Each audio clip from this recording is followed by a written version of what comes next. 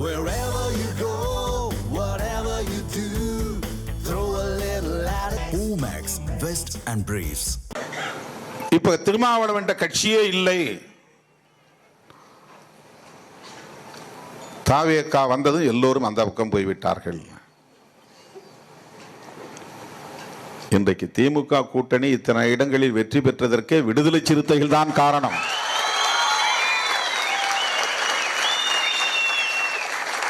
இதை ஆதாரபூர்வமாக நம்மால் டேட்டாவோடு உறுதிப்படுத்த முடியும். போன தேர்தலில் ஒரு பூத்தில் 400 ஓட்டு கிடைச்சிருக்கலாம். இந்த தேர்தலில் அது 100 ஓட்டு குறைஞ்சிருக்கலாம் அல்லது 150 ஓட்டு குறைஞ்சிருக்கலாம். ஆனால் அந்த ஓட்டும் கிடைத்ததால் தான் இத்தனை இடங்களில் திமுக கூட்டணி வெற்றி பெற முடிந்தது. 100 விழுக்காடு கிறிஸ்தவர்கள் இங்கே யாரும் ஓட்டு போடவில்லை, மாறி போட்டு விட்டார்கள். கிட்டத்தட்ட 30-40 விழுக்காடு இஸ்லாமியர்களின் வாக்குகள் மாறி விழுந்திருக்கின்றன. அதை யாரும் பேசவில்லை. ஓபிசி எம்பிசி எப்போதும் மாறித்தான் ஓட்டு போட்டு வருகிறார்கள். 400 ஓட்டு இருந்தா கூட 40 ஓட்டு 50 ஓட்டு தான் வரும். பூத் எடுத்து பாருங்க. வட மாவட்டங்களில் விடுதலை சிறுத்தைகளும் மற்ற கட்சியை சார்ந்தவர்கள் இடம்பெற்றுகிற வாக்குச்சாவடிகளை எடுத்து பாருங்கள். ஆனால் அவங்க ஒரு பிம்பத்தை உருவாக்க பார்க்கிறார்கள். விடுதலை சிறுத்தைகள் அப்படியே மாறி ஓட்டு போட்டு விட்டார்கள். திருமாவளவன் பின்னால் யாரும் இல்லை. 11.5% வாங்கிய பாஜக இப்போது 2.5% தான் வாங்கியிருக்கிறது. யாரும் அதை பற்றி பேசவில்லை. பாஜகவுக்கு 9% வாக்குகள் பறிபோய்விட்டது, இழந்து விட்டார்கள்.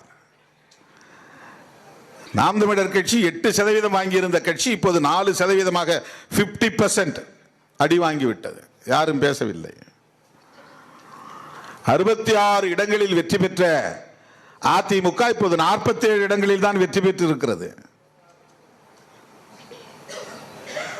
19-20 இடங்களை இழந்து நிற்கிறது.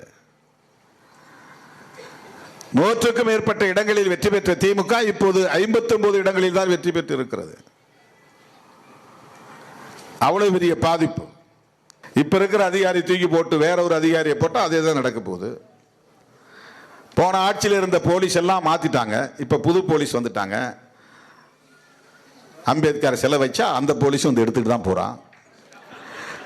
அம்பேத்கர் சிலையை திறந்து வச்சா இதே போலீஸும், போன போலீஸ் எப்படி வந்து ஷீட் போட்டு அடிச்சு மூடினான உதயத்தூரில், அதே மாதிரி இந்த போலீஸ் வந்து ஷீட் அடிச்சு மூடுறாங்க.